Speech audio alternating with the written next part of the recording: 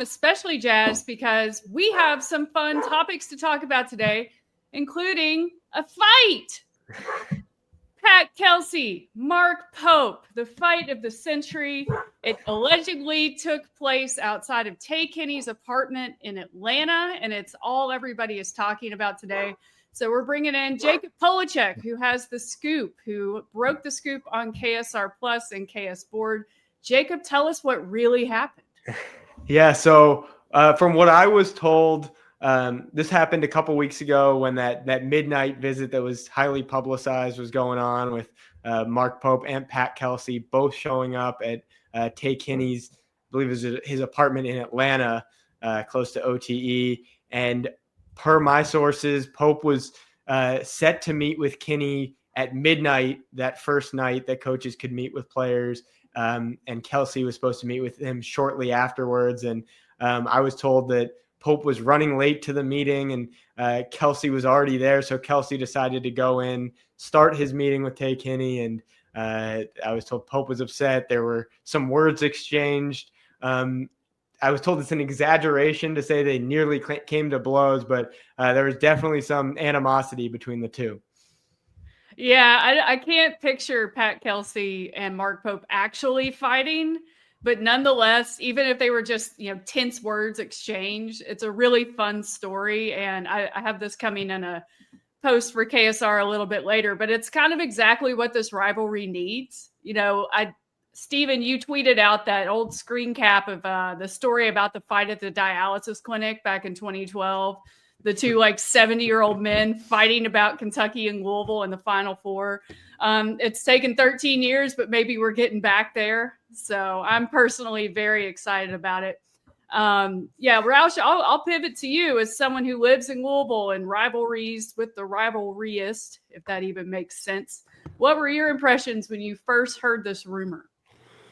Yeah, I was initially a little skeptical that the two would come to blows. So Jacob's story checks out for me. But I am sick and tired of how nice they play with one each other. Come on. You can say you don't like the other person. You can do the rivalry things that oh, he's a great guy. Great. No, let's intensify this some because I was actually having this conversation with Steven earlier. He's like, what's it going to take me to hate Pat Kelsey? Right now, it's just loose to them, but I would like some other rivaling stuff, even if it does have to happen in a trivial little dispute over a recruit that neither coach is going to get. Well, that's one of the funniest parts is that neither Kentucky nor Louisville are the perceived front runner for Kinney right now, who announces his decision on September 28th.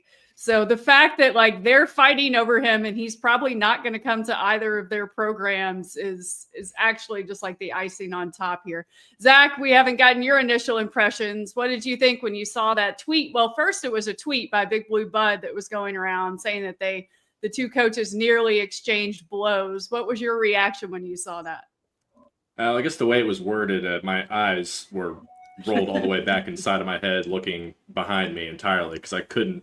The way it was tweeted out, it made it seem like that they had a WWE brawl in the front yard and were, they were about to just start rolling around in the grass together, which would be a quick fight, you'd have to think, between Mark Pope and Pat Kelsey. People have been correctly pointing out on KS Board that Mark Pope lasted 7 years in the NBA for a reason during the 90s. That guy, he knows how to jostle around with some dudes that are very large. So I don't think that he would have to deal with Pat Kelsey for too long there. I just imagine the old cartoon kind of 90s depiction where Mark Pope holds his forehead and Pat Kelsey's going like this, swinging around, trying to hit him, but he can't reach him. Yeah.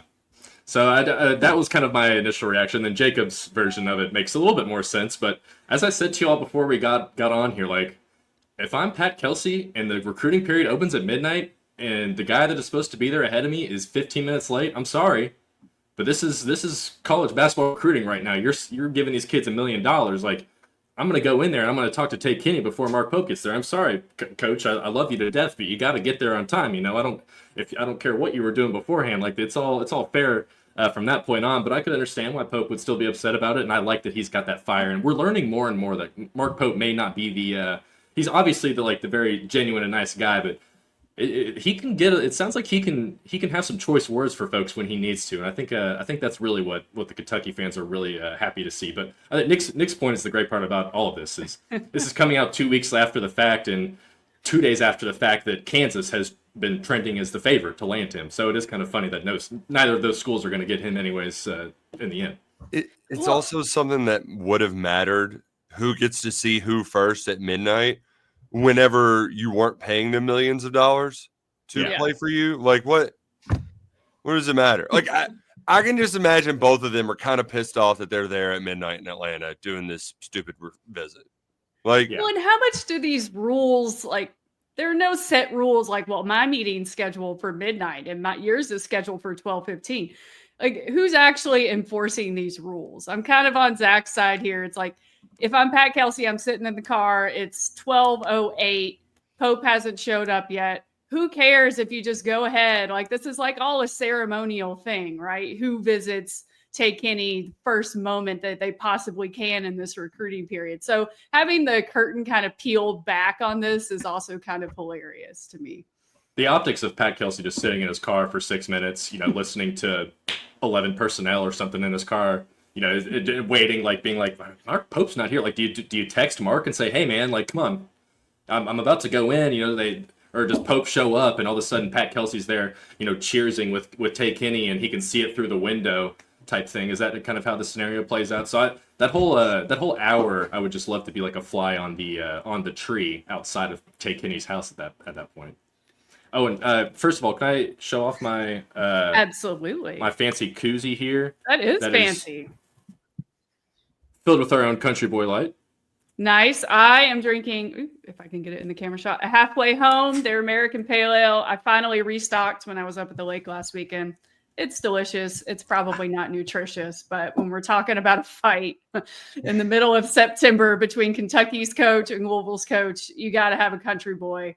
So I did want to mention, we were talking about this a little bit before we started. It's kind of really funny that on Tuesday, so 2 weeks after this alleged incident went down, both, Pope and Kelsey went on the Field of 68 this week and talked about each other and talked about how much they liked each other. But Pope also said, I think Jeff McGoodman, one of our new colleagues at On3, shout out to Field of 68 and Jeff Goodman. He told Pope, he was like, we just need some more animosity between you and Pat Kelsey. And, Pope kind of played along, was like, you don't understand the level of hatred we have for each other. I mean, this Pat Kelsey, have you been in his room? He has pictures of me all over and just throwing darts at him. So it's kind of funny to read that now, knowing what, supposedly took place in Atlanta 2 weeks ago. But Jacob, this is just like a great behind the scenes look at recruiting and these visits. Like, have you heard any other stories like this of, well, the coach was supposed to meet, with Tay Kinney at 12, one was supposed to meet at 12:15. Like, how does the sausage get made, so to speak, here? Yeah, I really haven't heard that a lot just because of what Nick talked about, where like these meetings, these visits aren't really of that much importance anymore. You meet a kid at midnight. I think it's really the sentiment that counts. If the kid knows you're sitting outside ready for your meeting, like I don't think it matters if you meet with him at 12:15, 12:30, whatever. I will say, you mentioned Jeff Goodman. I want to give some credit to him because he put out some additional info on this confrontation. And I think that the part that I don't want to give away the whole thing because it's behind that paywall over on the Field of 68, but he did say it's not exactly the level of disdain between Cal and Rick Pitino during those days, but it is something to elevate the rivalry. So I think the fans are kind of excited to see this rivalry have some fun moments like this. There would have been real punches thrown if Cal showed up 15 minutes late God, to get a kid, and Pitino was already there. Sorry, Nick, go ahead. No, I mean, Pat Kelsey did the point guard you thing to try to like agitate. He's going to make some slack comment about this at some point. Like there's no doubt in my mind. Yeah, no doubt in my mind. I'm glad that he is the sort of I don't even know the right word for it. The sort of like, look at me, like he's kind of the real try hard. It's getting a little annoying. The annoying little brother. Yeah. Like he's starting to look that part, and I think the angst against him is going to grow, especially if those guards come out and play well, which is less than 2 months away. From that game. Wow. That's crazy. Yeah. November 11th, the third game of the season. I'm still getting over the fact that the basketball game takes place before the football game this year. It's just really, really weird to me. Well, we got a ton of comments in the chat. We have a fake purple dinosaur in the chat today. Shout out to fake Barney, who said, what if you were this kid's parents and you looked out in the yard and the coaches were rolling around wrestling? So we'll leave it to the dad of the crew. Nick, what would you do if you looked out and the coaches recruiting Duke were duking it out in the front yard? I would say my kid's going to the winner. All right, let's crack over the country, boy. We're raising the stakes. All right, winner take all. Let's go. I love it. We also got one from Adam E. I did too. Adam E says, didn't Pope say he started out being just like Rick, but then got a group of psychologists, did some survey, and changed his way of thinking? I mean, yeah, he's had his team of psychologists who have followed him around for the past year, and maybe they lit a fire under him. I can't wait to see what happens in this game on November 11th, because I was looking back, and since that fight at the dialysis clinic in 2012, Kentucky has won 11 games in this series, and Louisville has only won 3. So it's been a little one-sided, but this year's game could. We hope not, but it could change that, because both Louisville and Kentucky are stacked. I mean, Zach, what are your immediate thoughts on that game? I can't wait for it. Truly can't. Everyone's on Twitter talking about how it's going to be the best game of the season, at least non-conference, and this is just the type of stuff you need to fuel it up. So I'm jazzed over it. I'm jazzed up over it. I'm ready for it. Nick, you look nervous. No, it's not a nervousness. It's just it's very much do you get an up and down shooting contest with them? Because they have a lot of good shooters. How much will their 0 front court players help them? Is the German Hulk going to be their savior? Like, can he actually bang inside with Diabate? And I'm not banging on Quaitons playing in that game.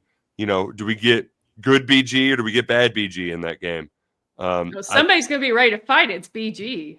I think it's going to be one that is tightly contested and right down to the wire. But I was more so thinking of these are probably the 2 coaches I would least expect it from. I think the ones I would most expect it from would actually put up some of the best fights, and that would be Nate Oates and Bruce Pearl. I want to see those guys wrestling around on the ground. What about Danny Hurley? Danny Hurley would go crazy in a fight. I don't know how powerful he would be. I don't think Danny Hurley can fight. He would go on Mike Tyson and bite somebody's ear off. Yeah. It'd be more non-legal tactics is what he'd go for. He'd go for the kick in the groin type guy.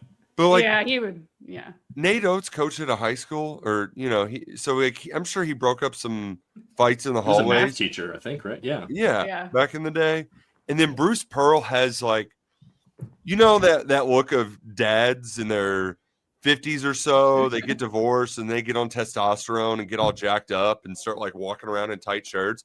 Bruce Pearl, he's one of those. So is there anything underneath all that muscle, or is there? Yeah, be fun to see those 2 go at it.